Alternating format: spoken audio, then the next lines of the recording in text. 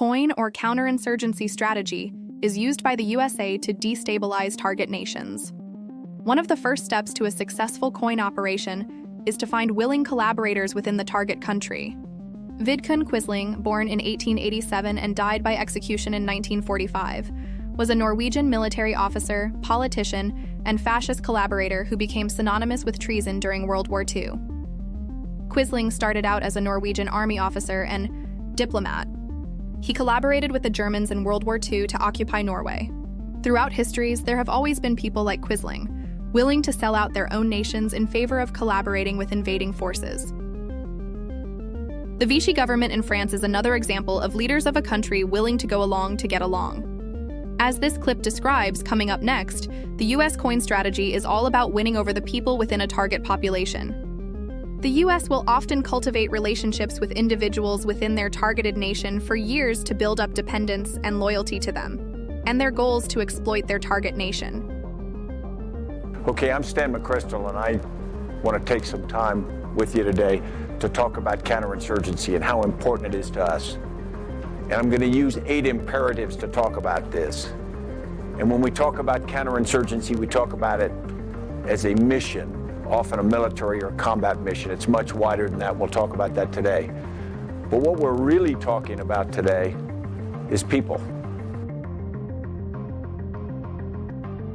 In COIN, the invading nation will surveil the population to find if there are any business, religious, sport, entertainment, or political leaders the invading nation can use to annex their target nation.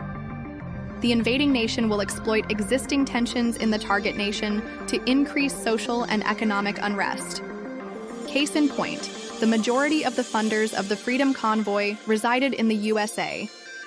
Foreign propaganda around vaccine mandates and cultural divides in Canada turned a protest into a nearly month-long occupation of Canada's capital city.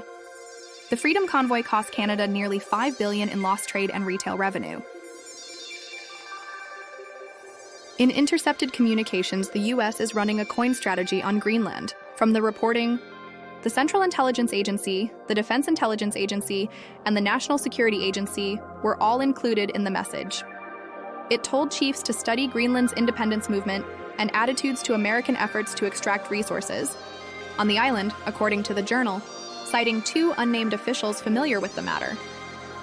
This move by the USA was met with swift condemnation by Denmark government leadership. Denmark is a fellow NATO member, along with the USA. Yet, as with Canada, the US is now behaving like an economic and military adversary with both the European Union and Canada.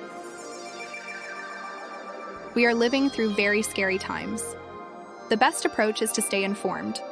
Learn the tactics and identify those voices in Canadian politics, media, and other spheres of influence who are sharing pro-American propaganda. Be careful, Canada, and elbows up.